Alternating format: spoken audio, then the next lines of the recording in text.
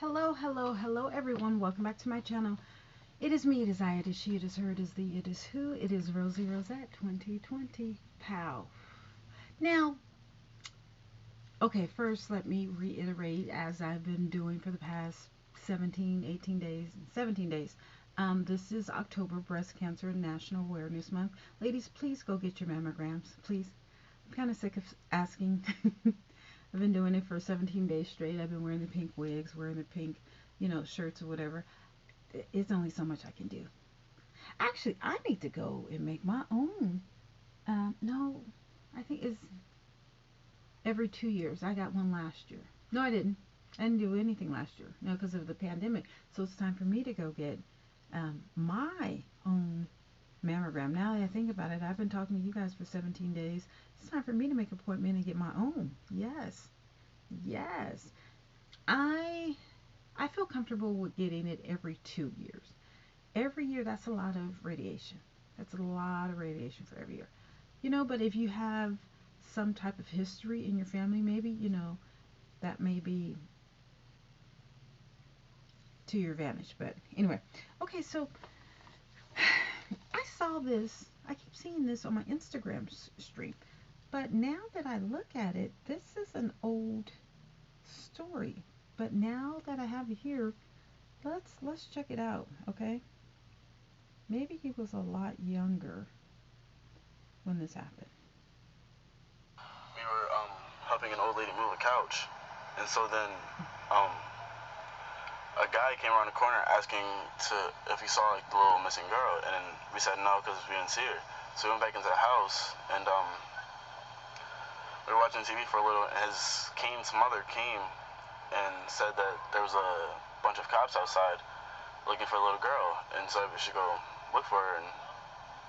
And so then we got like a whole bunch of my friends that I know like around Lancaster Arms and Lancaster Green to go search for her, and we walked a pretty good amount of distance to look for her, like back in the woods and where they said she could have been gone. And so then we came back and we couldn't find her, so we came back and the whole block was filled with cops and firefighters. And so then I was sitting on Joseph's bike, which was the boy you saw me with, his bike, and I had a feeling in my stomach that I was going to find her.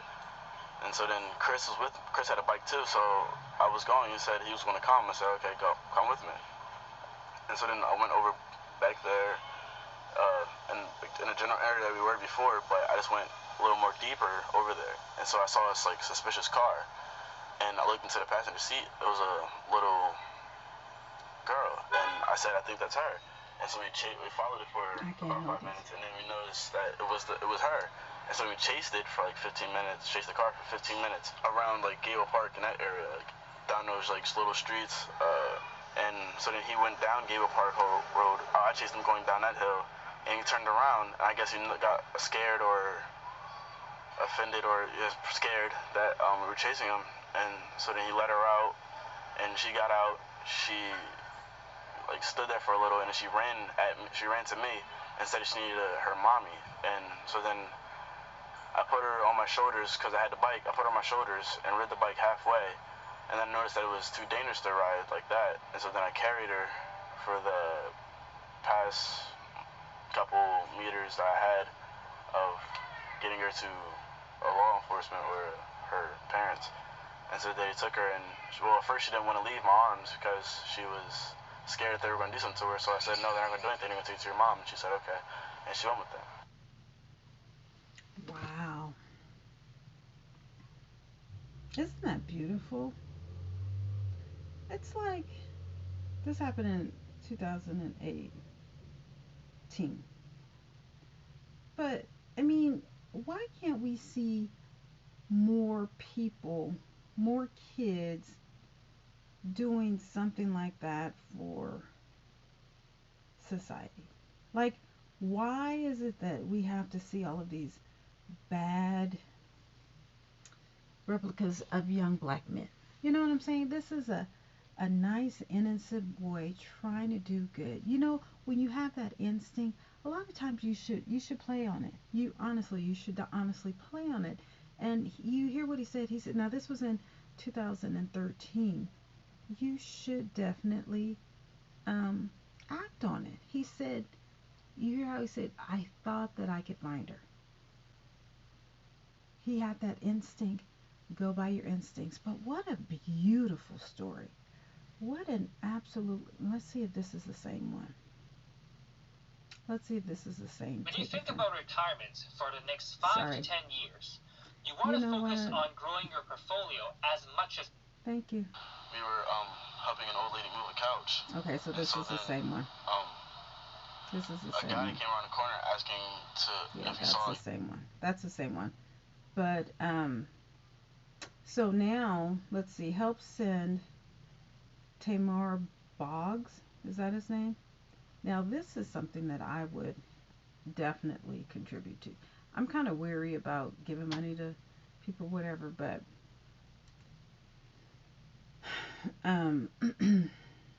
help send Temar Boggs and Chris Garcia to college. Two boys in Lancaster, Pennsylvania, I think, recently were instrumental in finding an abducted 5-year-old. We hope to reward them by providing for their future college tuition. Oh, they've only raised $2,728. David Reed. I don't know who David Reed is. I guess they want to raise up to $100,000. On the 4th of July, Temar Boggs and his friend Chris Garcia heard a local girl, 5-year-old Jocelyn Rojas, had been abducted. They organized their own search party with their friends, and a short time later they spotted the girl in a car.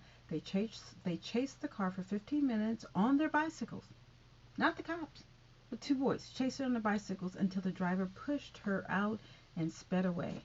Temar then carried the girl back to police and her parents. This unselfish act of heroism, above and beyond what any 15-year-old would be expected to do, sets an example for everyone in what the world community really means. Thanks to their quick actions, Jocelyn is alive, well, and back with her family. For their heroic actions, I am hoping Americans across this land will chip in and pay for their college education as a token of our appreciation. Their actions exemplify the spirit and courage of American people. All funds received will go to the boys' parents to be kept as a trust fund for their college education. 4% will go to Indiegogo for administrating this fundraising drive. The remaining 96% goes to the boys. While it may not cover all of the tuition for 4 years, $100,000 should go a long way in helping their proud parents, with their tuition costs. Even if we don't reach the goal, all funds collected will go to the boys, except for 4%. See, I don't know why they need to have a 4% fee. I don't know who's indignant go or whatever. Oh, well. Okay. So this happened in 2013. So that was 9 years ago. I wonder. So he should be 23 right now. Let's see, Temar Boggs now. Okay, he is at State Correctional Institution, Dallas. Wait, what?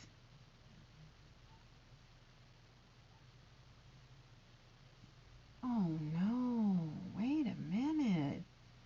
Oh, darn it. This is him now. Okay, I didn't know that this was going to take a twist. You saw me, going through. I just saw the story. I literally just saw the story from him, being a 15-year-old trying to rescue something. Okay, so let's see. Parole granted for Temar Boggs, who rescued girl as a teen and later pleaded guilty to armed robbery. Boggs, who at the age of 15 in 2013 helped track down an abducted girl and was convicted of an armed robbery 3 years later, has received approval from the Board of Probation and Parole to be released from state prison. Oh my goodness. So when he was 18, he is at the State Correctional Institution Dallas in Lazarine County, where he is serving a sentence of 40 months to 10 years for the robbery. Boggs' minimum release date is June 6, but the board denied him parole in a February review. What date was this? So this is September 11, 2019. The board based its decision on his minimalization and denial of the nature and circumstances of and his lack of remorse for the offense. But in its August 27 review, the board said Boggs, 21, had accepted responsibility and stated remorse for the robbery. The average inmate is released within 130 days of being interviewed, according to the Board of Probation and Parole. The Department of Corrections does not give out release dates, according to a spokesperson. Boggs' parole condition, including maintaining employment and approved housing. Oh, wow. Okay, so this was in 2019. So that was 2 years ago. Yeah, literally. That was 2 years ago. So I'm wondering, how is he doing now?